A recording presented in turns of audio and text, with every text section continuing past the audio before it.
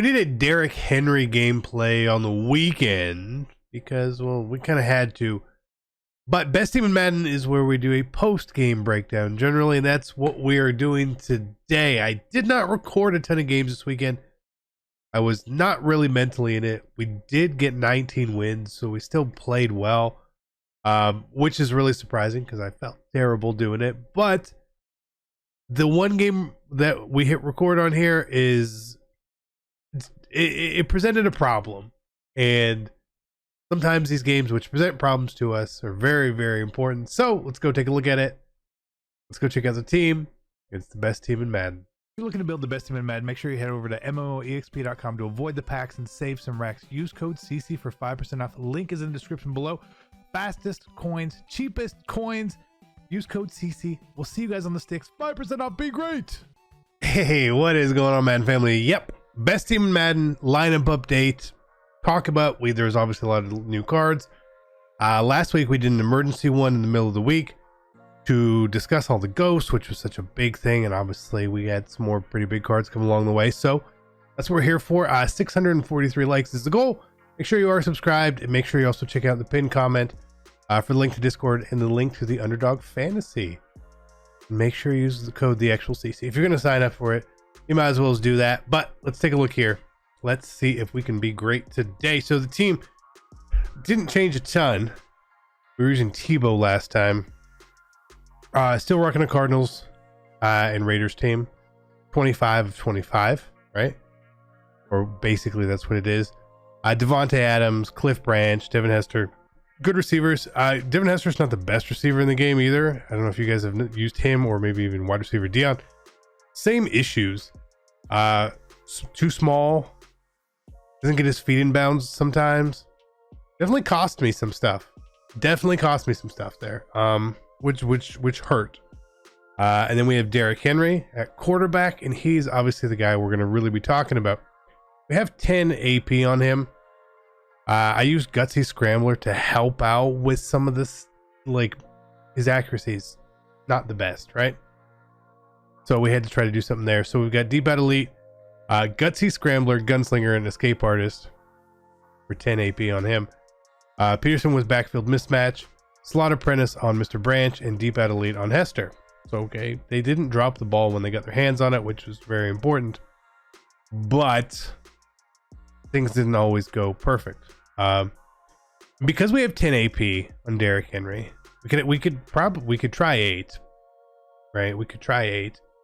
And that would maybe be a little more helpful with someone like a Davante Adams or Devin Hester here.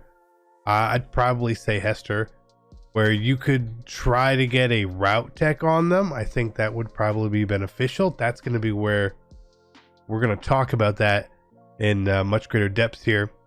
And then no other real changes there on offense. Defense, you will see Sean Taylor in our lineup here. Obviously, Sean Taylor was not out during weekend league, so we didn't have him. We had Calvin up there and then Reggie Nelson. We've since gotten rid of Reggie Nelson.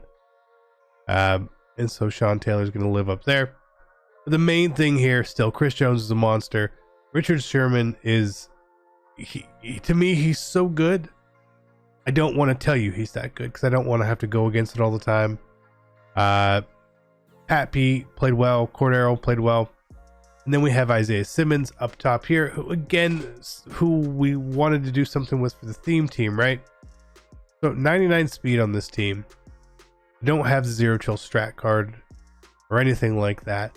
I'm still not 100% sure where I'm going to play him. That's probably going to change based on when Cam Chancellor gets his upgrade and when we get Taylor Mays. We're getting pretty close. We're 9 levels away. But I feel like I may want to throw him into like a flat zone or something there. So CC, you could use him. We could use him, but he would actually be the shortest user we would try to use here. Because we also have Ted Hendricks at sub linebacker. So Dwight Freeney is a good card. I'm gonna tell you, we'll go over some stats, but Dwight Freeney is a good card. Just run stop, run him. Calvin with Acrobat, Hendricks with Acrobat, Peterson with Deep Route KO, Unpredictable on Seymour, and then Cordero with his 3 AP baked in. So that's the way that'll look. We went back to Bengals this weekend. as well. I like the familiarity. I want to use more receivers. That's what we were doing that for. Here's what everything looks like. Sub linebacker. Again, Derrick Johnson is down here right now. That's just to save a spot on our roster. That's where Calvin goes in. Like, CC, where's Calvin? Well, we stuck him in here on punt returner 2. I really don't know why you can't put free safeties at sub linebacker. It's a dumb, broken thing, but hey, dumb, broken things are what we live for, I feel like. So, we've seen all that. Let's talk about the cards, then we'll get into the gameplay here, because some of these cards are very important to see. Isaiah Simmons, we didn't play him in a very advantageous spot when he was on the, when he was out there. But he still did get 2 picks, 5 deflections, lots of tackles. I think he played fine, honestly. I think he would play better elsewhere, take advantage of his skill set. Davante Adams, this card was really, really nice. I'm very happy with how this all turned out. And again, it says no receiving touchdowns. I feel like that can't be true. I know it's not true. I know it's not true. 1 broken tackle and 35 catches though. No drops, it says. Again, is that broken? I don't know if that's broken or not. But Derrick Henry, quarterback, obviously the main thing we want to look at for this guy. Okay, so rushing, we had 6 fumbles. Okay, that's a fair amount, honestly. I'm glad to see that he does fumble, and it shows us as 23 games played here. It's about right. I don't think we played seasons with him. If I remember correctly, I played 1 weekend league game Thursday, 1 Friday, and then 23 Saturday, Sunday. So we see he almost got 1,000 yards rushing there. Obviously that's a great part to him, but more importantly, this is what's important here: his passing. We see those 8 pass interceptions, which is not a lot in 23 games. We threw an interception 1 every 3 games. That's pretty good.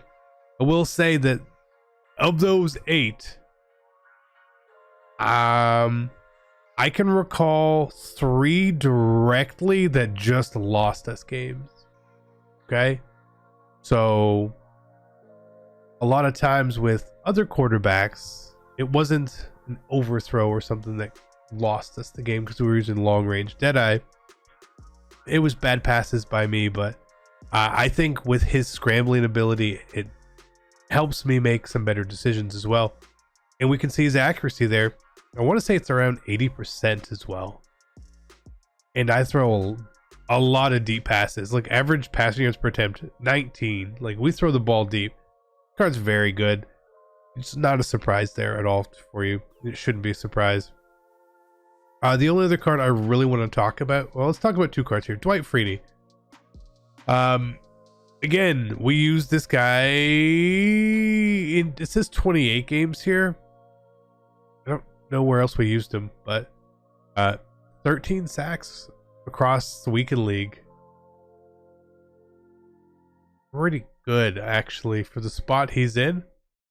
We didn't rush a lot of people very often, so he did well. Ted Hendricks, again, he did fine, but Richard Sherman is where we want to look at here. And it's interesting. How many games did Sherman play? 28. Maybe these were all head-to-head games, I guess. But 10 interceptions for us. It's a lot. It's a lot. He played very well. He played very well. Some of the stats here, again, broken in his interception, return yards, and all that. Pick sixes, like, we definitely had pick sixes with him as well. So unsure where all those stats went, but those cards obviously all very good. We could talk about Adrian Peterson here too. We might as well. We had Ricky Williams too, but we're just selling him temporarily. So AP 28 games. Okay. What stats? Interesting. It's interesting stuff in there. Receiving. Again, the touchdowns seem to be broken, but he caught the ball well. He caught the ball well. He did drop a pass or two, but he caught the ball well. And then rushing, again, you're probably like, man, CC, you don't even run the ball. I don't really run the ball. twice a game, but no fumbles on 52 carries, 9 broken tackles and 52 carries, averaging 6 yards a carry. Not too bad. Not too bad. Now, I said we did use Ricky in short yardage, and I did sell Ricky, but I still have the rest of his card here, so we can take a look at the stats. The stats will be the same. Again, Ricky gets more carries probably because he's our power back here. Again, 100 carries, no fumbles, 24 rushing touchdowns. A lot. Won a game basically. So that's how that went. Pretty standard, nothing too surprising. But is this the game? I think this is the game. So I'm going to watch the game and talk through it here. What I wanted to use this game as our example for was really simple. I think this is a good player, but he was playing a lot of man against us. We brought up the point that we don't have man beating abilities. Not any of them, and I historically have. I find that they're very helpful. So a couple times I played against man this weekend. I had to get a little creative. We had to get a little creative. And this is going to be one of those games here. Again, you can't prepare for absolutely everything. You can't have every ability on offense. You know what I mean? So you got to figure it out. So he gets the ball first. I believe he had Cunningham at quarterback here. Fudge tight end. You know, this is pretty standard. What a lot of people like to do. He's going to run the play. And who's that? Dwight Freeney. Dwight Freeney getting a sack for us. Clutch. Again, I like those sacks if they're at that point. I don't really know what he was doing, but when he switched to gun split twins here, again, I'm a little thrown off by some of these formations. Not really sure what's going on. I believe like that's a pass that Sherman picks off. Peterson does not there.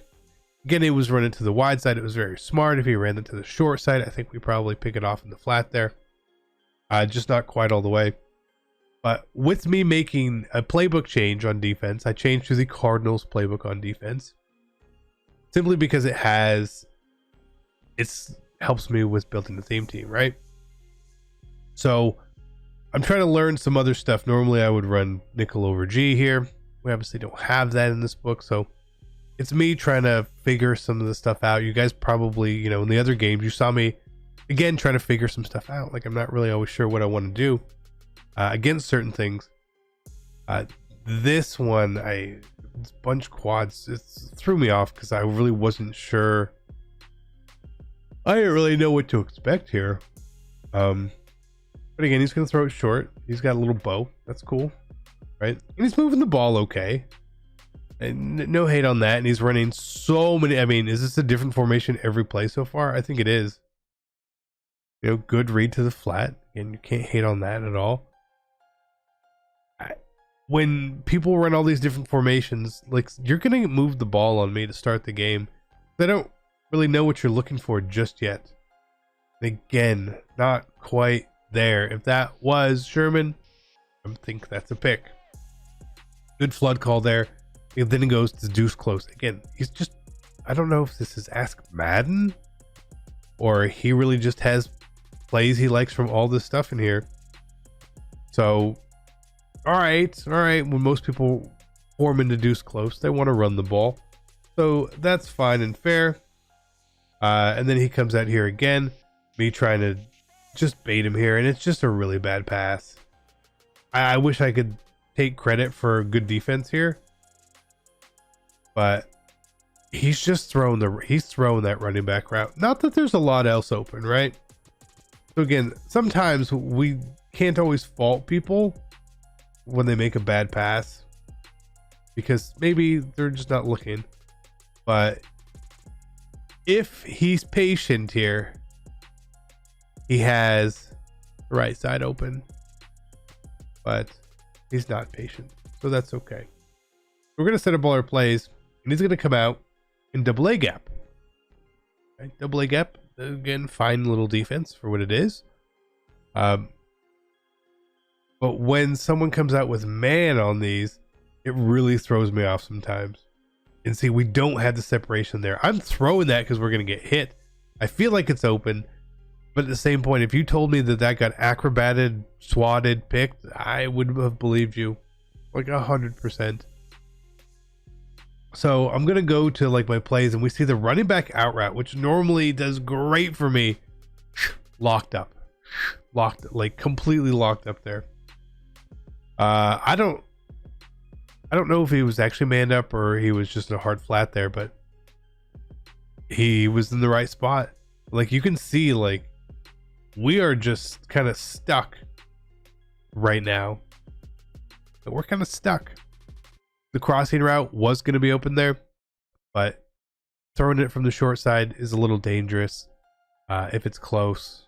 So we don't really worry about that too much. And I'm still trying to figure, is he going to blitz? Is he not going to blitz? What's he going to really fully do here? So let's, we'll keep doing the same thing. And it was at this point I realized that he wasn't actually manning up the running back every play.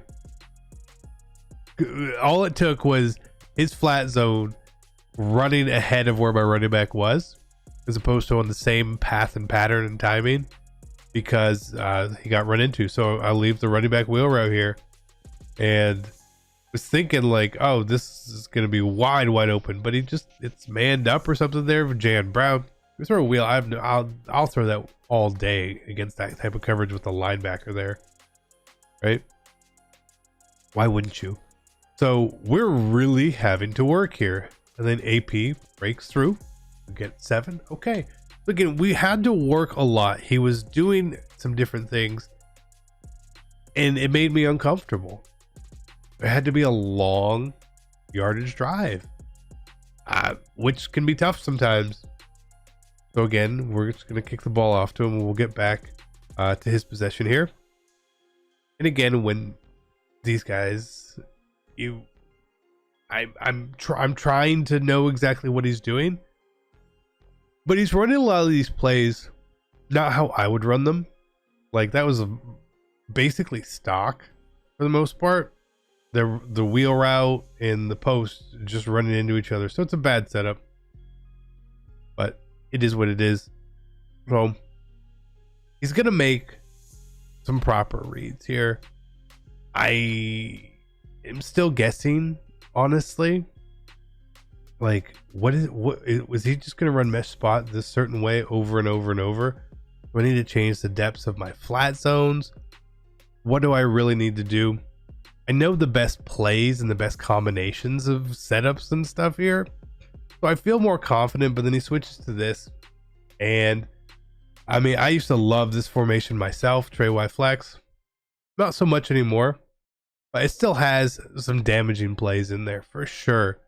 Or if you're not ready for it, you're gonna get hit, and that's when I'm like, okay, well, is he gonna run PA crossers? Is he gonna run verticals? He's just gonna run the ball, and again, that's fine. 2nd and inches, pick up your first down, move the chains. I do not hate that call at all. Sometimes you would want to maybe go deep in a situation like that, because you could, oh well, I'll pick it up on 3rd down. But I don't hate that at all. With the time, the fact that he's already at this point down a possession, if he plays this drive smart, it could be 7-7 with me getting ball at half, which means that nothing really hurt him too much. His pick is kind of null and void at that point, honestly. So we got to do something here, and I want to put pressure on him. Like I'm trying to blitz him. I'm trying to make everything work. And again, certain players will have certain tells. Him putting the tight end here signals 2 things to me when he motions him over. 1, he's blocking him because he can't block him because he's outside otherwise. Or 2, he's trying to get him on a specific route, right? Post, corner, crosser, trail. Nobody really runs a trail route, but he does here. So we see he runs like the trail route or the zig route ish. Looks like a V or a greater than sign, whatever it is. So that's what he's on. So that's where I'm like, okay, again, when somebody makes a very specific move, a motion or something along those lines, I always feel like that's their main target. Either their main target or a decoy. And for something like this, I feel like it's main target. But he doesn't throw it there. And like, again, here's why Sherman is so good. I know we don't make the play on the ball here, but he's in a deep zone here, right? And look at him just react very well. We just don't animate. Again, that's a problem within the game. If we animate, that's probably a pick six. But he's still there enough that it's not completed. A pretty crazy play by him, honestly. By Sherman. So again, same thing. He motions the guy in. So he's doing one of two things, right? This time it was the crosser. It's, again, I hate to say it, but it's pretty clockwork. A lot of people operate. And again, that's totally fine. But it may not be something that you are picking up on when you play people. It's something I pick up on, and I'm trying to educate you guys on what I see here and how things really work. So again, that's why I'm manning up the tight end there. And then this is Cordero Patterson. Sherman would have probably had that picked off as well, which is crazy because I'm pretty sure Sherman. So look at the difference between Sherman here, right? Sherman on the right of the screen. I think it's maybe we have Cam on the left still. They both have crossing routes going towards them. Sherman is just playing deeper here, right? It just instantly reacts to get there. Maybe Sherman even gets there, which is crazy. 28, 30 yards downfield. I mean, pretty crazy. So I was trying to be sticky, but I'm not. I'm not right there. So again, like, my whole idea here is we get the ball at half. We're already up the possession that we need. Don't do anything dumb here. Please do not do anything dumb here. That's why we ran the ball there. Normally, you know, I want to play really, really aggressive, but against a defense like this, where I feel uncomfortable, I feel like unless it's a really blown coverage, we're going to have to, you know, poke and prod our way down the field, which is less fun to me, but it is what we can definitely do if necessary here. So we have 2 timeouts. Like, if we get a play here, we can definitely do something. So I have to assume he's in man. Again, we leave the wheel route on here this time intentionally, and nothing's really there. Again, he covers everything really well. Really, really, really well. None of those passes feel safe and secure. Why would I try to throw a pick on first down? Makes no sense. Makes no sense. Just throw the ball away, live, right? And right here, I was trying something a little different, and we get a little bit of a route bounce from Kyle Pitts, which is going to put us basically into field goal range here right before half. And that's all I can ask for here too. If I could steal, because to me, this is stealing 3 points. So that's why we're just running the ball here. I don't want to take any chances. Give me my 3 points. Put me up 10. Bam, bam. Going to half up 10, getting ball is as perfect as I could get. Again, we're not comfortable. We move the ball in a route bounce there. Like, I mean, that happens when people play man. So I don't hate it. I don't think it's unlucky or unfortunate, but it's not something I can rely on to move the ball with. You can put them out there and hope that they happen, but you can't always rely on it. So I was really hoping that at some point here, he would have just said, like, I'm not going to run man anymore.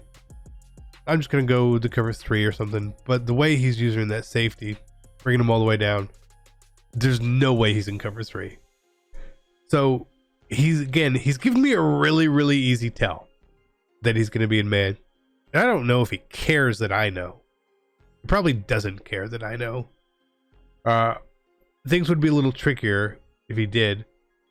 So we're trying to do something different here. We get an inaccurate under pressure, which might save us. And we are pretty under pressure here, right? But if that ball's really accurate, on point, I'm probably going to aggressive catch it just in case. So it's either going to be me or nobody catching the ball there. If I try to possession catch it, he could jump it for sure. For better or worse, that's what happens there. So sometimes these missed throws, they kind of come in your favor. And then Davante Adams just getting someone beat on an in route. Again, very similar to the route on Flood from Bunch, except it goes in instead of out. I had a feeling it was going to be a chance to be open here, right? Because that post route is going to take his user pretty much every single time, as it should. Sometimes you play people in man coverage, and all they want to do is take away your crossing route and give you the deep post, which I don't understand. This guy was not going to give me that at all, which is really smart. So at this point, we're just going to start clocking and chugging away. We're in field goal range. I know we're going to be up 13. Let me take some clock with me. He's got no points, right? So again, we're going to get to fourth down here. And I feel confident that I can pick up a few yards. I mean, it's 2 yards, right? If you can't pick up 2 yards, what are you playing for? So we have a slant, a post, a drag, and an in. All real basic in there. And Kyle Pitts drops it. And Ted Hendricks does not have flat zone KO or short route KO or anything like that. So I don't know why I dropped it. So here he goes to bunch. Again, if your first time in bunch in the game is in the third quarter, I'm going to think your bunch isn't very good. That's historical. Okay. I'm not trying to be negative there. And there he is. And that's why Calvin will stay on our team. Which made me laugh today. I saw Xerxes say, he's like, oh, Calvin's off my team now. It's like, I feel like you're doing something wrong, because that's an incredible play. Look at this. I mean, it's acrobat, but this is one of the better acrobat plays here. Like, we just, so good. That's why Calvin's gonna be on my team. So still 10-0. We would get the ball back. And we can waste even more time. How beautiful is that? That's the best feeling in the world at this point. So, what do we got here? 3rd and 8. And again, if we can pick this up, that's great. If we don't, you know what? We'll probably just kick 3. He's been run committing us very hard there. So I decided, let me just see if we can pass here just a little bit. You know, like, might as well, like, just a little bit of a pass, right?